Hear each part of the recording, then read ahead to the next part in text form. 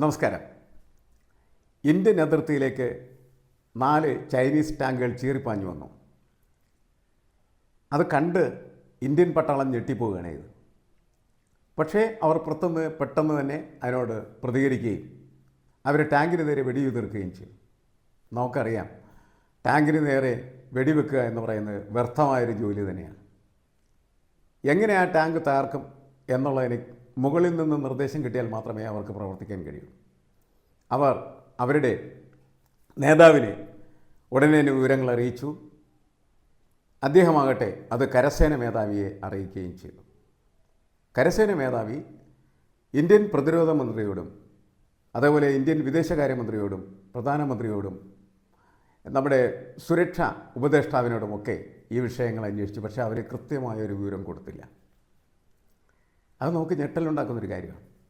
നമ്മുടെ അതിർത്തി ശത്രു ആക്രമിക്കാനായിട്ട് ചീറിപ്പാഞ്ഞെത്തി നിൽക്കുമ്പോൾ എന്ത് ചെയ്യണം എന്ന് ചോദിച്ചാൽ കൃത്യമായിട്ട് അതിന് ഉത്തരം കൊടുക്കണ്ടേ? എന്തുകൊണ്ട് ഉത്തരം കൊടുത്തില്ല? ആ ചോദ്യമാണ് കഴിഞ്ഞ ദിവസം പാർലമെൻറ്റിനെ ആകെ ബഹളത്തിലും അതേപോലെ തന്നെ ശക്തമുഖരിതമായിട്ടുള്ള അന്തരീക്ഷത്തിലും ആഴ്ത്തിക്കളഞ്ഞു. ഈ വിഷയം അവതരിപ്പിക്കാനായിട്ട് രാഹുൽ ഗാന്ധി ശ്രമിച്ചപ്പോൾ അദ്ദേഹത്തെ കൊണ്ട് സംസാരിക്കാൻ പോലും ഭരണപക്ഷം അനുവദിച്ചിരുന്നില്ല എന്നുള്ളതാണ്. എന്താണ് യഥാർത്ഥത്തിൽ ഈ സംഭവം? ഈ സംഭവം നമ്മളുടെ മുന്നിലേക്കും ലോകത്തിൻ്റെ മുന്നിലേക്കും വരുന്നത് ഇന്ത്യയുടെ മുൻ കരസേനാ മേധാവി മനോജ് മുകുന്ദ് റണവേർ അദ്ദേഹത്തിൻ്റെ ആത്മകഥ പോലെ എഴുതിയ പുസ്തകത്തിൽ ആണ് ഇതിനെ സംബന്ധിച്ച വിവരങ്ങളുള്ളത്. ആ പുസ്തകം ഇതുവരെ പ്രസിദ്ധീകരിച്ചിട്ടില്ല. പുസ്തകം അടുത്ത ദിവസം പ്രസിദ്ധീകരിക്കും എന്നാണ് പറയപ്പെടുന്നത്. അതിൻ്റെ പരസ്യവും മറ്റു വാർത്തകളൊക്കെ ആമസോണിൻ്റെ കൊമേഴ്ഷ്യൽ ഡോട്ടിൽ വന്നതാണ്. അതോടൊപ്പം തന്നെ ഇന്ത്യയിലെ ചില പ്രമുഖമായിട്ടുള്ള മാഗസിനുകളിലും ആ വാർത്തകൾ പ്രസിദ്ധീകരിച്ചിരുന്നു. അതിൻ്റെ വിവരണങ്ങളും ഉണ്ടായിരുന്നു. ഈ വിവരണങ്ങളാണ് യഥാർത്ഥത്തിൽ പാർലമെൻറ്റിൽ ഈ വിവരം അവതരിപ്പിക്കുന്നതിന് കാരണമായി തീർന്നത്. എന്താണ് സംഭവം എന്ന് ചോദിച്ചാൽ 2020 ആഗസ്റ്റ് 31 രാത്രി 8:15 4 ചൈനീസ് ടാങ്കുകൾ ചീറിപ്പാഞ്ഞ് നമ്മളുടെ അതിർത്തിയിൽ എത്തിച്ചേരുന്നത്. അതിർത്തിയുടെ ഏതാനും വാര അകലെയാണ് ഈ സംഭവം എത്തി നിൽക്കുന്നത്. ഈ വാർത്ത ഉടനെ തന്നെ ഉത്തര കമാൻഡിൻ്റെ മേജറിനെ അറിയിക്കുകയും അദ്ദേഹത്തിൻ്റെ പേര് യോഗേഷ് ജോഷി എന്നാണ്. യോഗേഷ് ജോഷി ഇത് കരസേന മേധാവിയെ അറിയിച്ചു.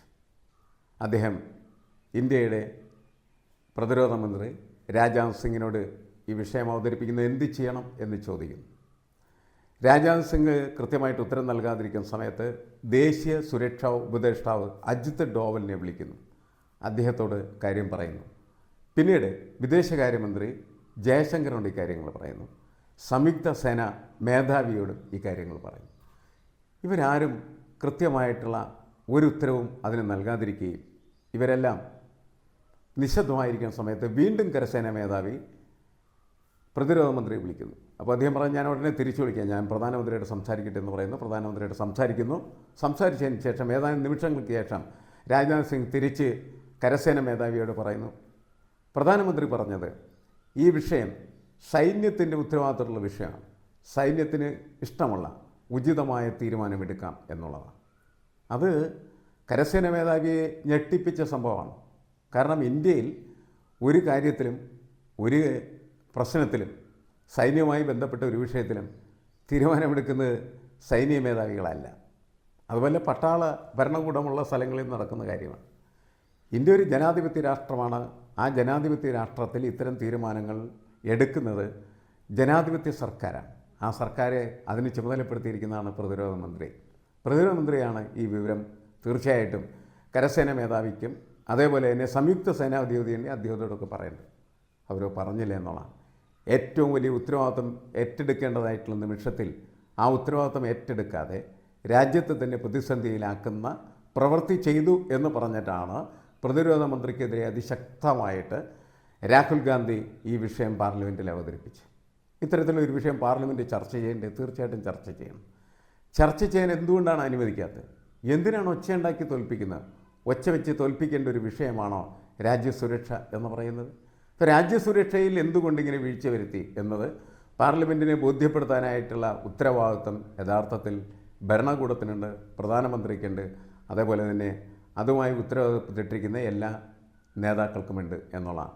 ഈ വിഷയം ഇന്ത്യയുടെ പ്രതിരോധത്തെക്കുറിച്ചുള്ള സങ്കല്പങ്ങളിൽ പോലും വിള്ളൽ വീഴ്ത്തിയ ഒന്നാണ്. വളരെ ശക്തമായിട്ട് തന്നെ ഇതിനെതിരെ പ്രതിപക്ഷം അണിനിരക്കുമ്പോൾ പ്രതിരോധത്തിലാവുന്നതും ദുർബലപ്പെടുന്നതും യഥാർത്ഥത്തിൽ ബി ജെ പിയുടെ രാഷ്ട്രീയ നേതൃത്വമാണ്. ബി ജെ പിയുടെ രാഷ്ട്രീയ നേതൃത്വം ഇന്ത്യയെ പൊതുവിൽ ബോധ്യപ്പെടുത്താനും പഠിപ്പിക്കാനും പഴയ കാലത്ത് പരിശ്രമിച്ചുകൊണ്ടിരുന്നത് ചൈന, കമ്മ്യൂണിസ്റ്റ് ചൈന എന്ന് പറഞ്ഞാൽ ഇന്ത്യയുടെ ഏറ്റവും പ്രധാനപ്പെട്ട ശത്രുവാണ് എന്നാണ് പറഞ്ഞത്. ആ ഏറ്റവും പ്രധാനപ്പെട്ട ശത്രുവിൻ്റെ 4 ടാങ്കുകളാണ് യഥാർത്ഥത്തിൽ ഇന്ത്യൻ അതിർത്തിയിലേക്ക് ഇരച്ചു കയറി വന്നത്. ഇപ്പോൾ ഗാൽവൻ താഴ്വരയിൽ നിരന്തരമായ പ്രശ്നങ്ങളുണ്ടാവുകയും ആ പ്രശ്നങ്ങളിലൊക്കെ നമ്മളുടെ പല പട്ടാളക്കാരും 20 പട്ടാളക്കാരും മരിച്ച കാര്യം നമുക്കറിയാവുന്നൊരു കാര്യമാണ്. അപ്പോൾ ഇത്തരം വിഷയങ്ങളൊക്കെ ഉണ്ടാകുന്ന സമയത്ത് അതൊക്കെ മൂടി വെക്കുക, മറച്ചു വെക്കുക, അറിയിക്കാതിരിക്കുക, പാർലമെൻറ്റിൽ ബോധ്യപ്പെടുത്താതിരിക്കുക എന്ന് പറയുന്നത് ജനാധിപത്യവിരുദ്ധമായിട്ടുള്ള പ്രവൃത്തിയാണ്. ഇപ്പോൾ ജനാധിപത്യ വിരുദ്ധമായിട്ടുള്ള പ്രവൃത്തി എന്ന് മാത്രമല്ല, അത് ഒരു ഭരണകൂടത്തിന് ഒരു കാരണവശാലും ഭൂഷണമായിട്ടുള്ളൊരു കാര്യമല്ല. നമ്മുടെ പ്രതിരോധത്തെ ദുർബലപ്പെടുത്തുന്നതായിട്ടുള്ള പ്രക്രിയയ്ക്ക് എതിരെ ഏത് സമയത്തും ജനകീയ വികാരം അതിശക്തമായിട്ട് ആഞ്ഞടിച്ചു വരും എന്നുള്ള കാര്യം തർക്കമില്ല. പലപ്പോഴും നിലനിൽക്കുന്ന ഭരണകൂടങ്ങൾ, മോദി സർക്കാർ അടക്കമുള്ള സർക്കാരുകൾ വീണ്ടും ഭരണത്തിൽ വരാനായിട്ട് പല കാലഘട്ടങ്ങളിൽ ഉപയോഗിച്ചിട്ടുള്ളത് നമ്മുടെ ദേശീയബോധത്തെയാണ്, അതിൻ്റെ തീവ്രതയാണ്, അതിൻ്റെ വൈകാരികത. അത്തരം വൈകാരികമായിട്ടുള്ളൊരു പ്രശ്നം പാർലമെൻറ്റ് വരുന്ന സമയത്ത് ഇപ്പോൾ എന്തുകൊണ്ടാണ് ബി ജെ പി നേരെ എതിരെ നിൽക്കുന്നത് അല്ലെങ്കിൽ പുറഞ്ചു നിൽക്കുന്നത് എന്ന ചോദ്യം ഉയരുകയാണ് ചെയ്യുന്നത്. ചൈനയുമായിട്ടുള്ള ബന്ധങ്ങൾ ഇടക്കിടക്ക് മാറിക്കൊണ്ടിരിക്കും. ഇപ്പോൾ ചൈനയുമായിട്ട് വളരെ അടുത്ത ബന്ധമാണ് പുലർത്തിക്കൊണ്ടിരിക്കുന്നത്.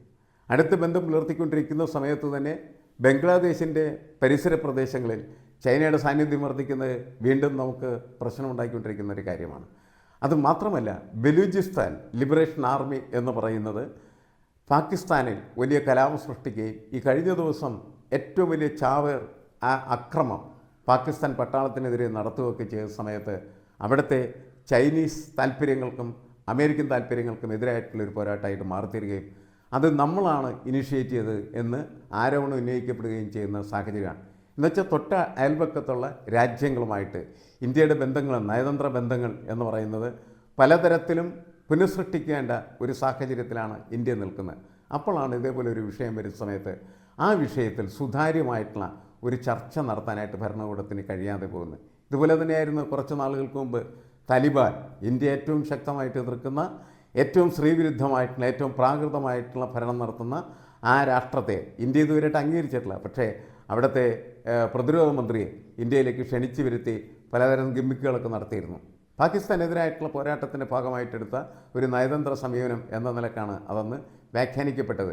എന്തായിക്കൊള്ളട്ടെ, ഇത്തരത്തിലുള്ള സമീപനങ്ങളിലേക്കെല്ലാം പോകുമ്പോൾ ഇന്ത്യയുടെ പാർലമെൻറ്റാണ് ഈ വിഷയങ്ങളെല്ലാം അറിയേണ്ടത്. ആ പാർലമെൻറ്റിനെ അറിയിക്കേണ്ടതില്ല എന്ന തരത്തിൽ ബി ജെ പിയും അതിൻ്റെ പ്രധാനപ്പെട്ട ആളുകളുമൊക്കെ പ്രവർത്തിക്കാനായിട്ട് തുടങ്ങിക്കഴിഞ്ഞാൽ അതിൻ്റെയും ജനാധിപത്യത്തെ ഗുരുതരമായിട്ടുള്ള പ്രതിസന്ധിയിലേക്ക് കൊണ്ടുപോകും. എന്തിനാണ് പിന്നെ നമുക്ക് പാർലമെൻറ്റ് എന്ന് പറയുന്ന സാധനം? പാർലമെൻറ്റിലാണ് ഇത്തരം ഗുരുതരമായിട്ടുള്ള വിഷയങ്ങൾ കൃത്യമായിട്ട് ചർച്ച ചെയ്യേണ്ടത്. ആ ചർച്ച ചെയ്യാൻ പറ്റുന്നതായിട്ടുള്ളൊരു ജനാധിപത്യ സംവിധാനം നഷ്ടപ്പെടുത്തി കഴിഞ്ഞാൽ അത് ഇന്ത്യയുടെ എക്കാലത്തും കാത്തു സൂക്ഷിച്ചുകൊണ്ടിരിക്കുന്നതായിട്ടുള്ള ജനാധിപത്യ സംവിധാനത്തെ തന്നെ അട്ടിമറിക്കാനായിട്ട് പ്രാപ്തിയുള്ളതായിട്ട് മാറിത്തീരും എന്നാണ് നമ്മൾ മനസ്സിലാകും. ഒച്ചവെച്ച് പ്രശ്നങ്ങൾ പരിഹരിക്കാനായിട്ട് കഴിയില്ല. പാർലമെൻറ്റ് തന്നെ ഇത്തരം വിഷയങ്ങൾ വളരെ മികച്ച തോതിൽ ചർച്ച ചെയ്യുന്നതിന് വേണ്ടിയിട്ടാണ്. എന്തുകൊണ്ട് നിങ്ങൾക്ക് അങ്ങനെ ഒരു വീഴ്ച ഉണ്ടായി എന്നുള്ളത് തുറന്നു പറയാനായിട്ടുള്ള ബാധ്യത നിങ്ങൾക്കുണ്ട് എന്നുള്ളതാണ്. പ്രധാനമന്ത്രിയോട് സംസാരിക്കാനായിട്ട് 8:15 സംഭവം നടക്കുന്നത്. പക്ഷേ അത് കഴിഞ്ഞ് വളരെ വൈകി രാത്രിയിൽ ഒരു നിർദ്ദേശവും കിട്ടാതിരുന്ന സമയത്ത് വീണ്ടും കരസേന മേധാവി പ്രതിരോധ മന്ത്രിയെ വിളിക്കുകയും പ്രതിരോധ മന്ത്രി അപ്പോൾ ഞാൻ ഉടനെ വിളിക്കാം എന്ന് പറഞ്ഞ് ഫോൺ വെച്ചിട്ട് വീണ്ടും കുറച്ച് കഴിഞ്ഞിട്ട് വിളിച്ച് പറയുന്നത് ഇതാണ്, ഞാൻ പ്രധാനമന്ത്രിയോട് സംസാരിച്ചു, പക്ഷേ പ്രധാനമന്ത്രി പറയുന്നത് ഇത് സൈന്യത്തിൻ്റെ പൂർണ്ണ ഉത്തരവാദിത്വത്തിലുള്ള വിഷയമാണ്, അതുകൊണ്ട് യുക്തമായ തീരുമാനം നിങ്ങൾ എടുക്കൂ എന്നാണ്. ആ യുക്തമായിട്ടുള്ള തീരുമാനത്തിനനുസരിച്ച് കരസേന മേധാവി പ്രവർത്തിച്ചു എന്നാണ് നമ്മളിപ്പോൾ മനസ്സിലാക്കുന്നത്. പക്ഷേ അയാൾ ഇതിനകത്ത് എടുത്ത് പറഞ്ഞ അല്ലെങ്കിൽ സൂചിപ്പിച്ച പ്രധാനപ്പെട്ട കാര്യം എന്ന് പറയുന്നത് ജനാധിപത്യ സർക്കാർ അതിൻ്റെ ഉത്തരവാദിത്വം പൂർത്തീകരിക്കുന്നില്ല എന്നുള്ളതാണ്. ഏറ്റവും നിർണായകമായിട്ടുള്ള മുഹൂർത്തത്തിൽ ഏറ്റവും നിർണായകമായിട്ടുള്ള ആ മുഹൂർത്തം എന്ന് പറയുന്നത് ഡിസിഷൻ്റെ, തീരുമാനത്തിൻ്റെ ഏറ്റവും പ്രധാനപ്പെട്ട സമയം തന്നെയാണ്. നമ്മൾ ഏറ്റവും നല്ല ഡിസിഷൻ എടുക്കുന്ന സമയം, ഡിസിഷൻ മേക്കിംഗ് എന്ന് പറയും, വളരെ പ്രധാനപ്പെട്ടതാണ്. എടുക്കേണ്ട സമയത്ത് ആ തീരുമാനം എടുത്താൽ മാത്രമാണ് നമുക്ക് ആവശ്യമായിട്ടുള്ള മുന്നേറ്റവും വിജയവും നേടിയെടുക്കാനായിട്ട് കഴിയുള്ളൂ. ഇത് നമ്മുടെ രാഷ്ട്രത്തിൻ്റെ പ്രതിരോധത്തെ തന്നെ വല്ലാത്ത തരത്തിൽ ബാധിക്കുന്നതാണ്. അതിൽ ഒരു സൂചി കുത്തി നമ്മുടെ പ്രതിരോധത്തിൻ്റെ സംവിധാനത്തെ തകർക്കുന്ന ഈ പ്രക്രിയ നടത്തിയവർക്കെതിരെ പാർലമെൻറ്റിൽ ശബ്ദിക്കാനായിട്ട് രാഹുൽ ഗാന്ധി തയ്യാറായി. പക്ഷേ അദ്ദേഹത്തെ സംസാരിപ്പിക്കാനായിട്ട് പാർലമെൻറ്റ് അനുവദിച്ചില്ല എന്നുള്ളതാണ്.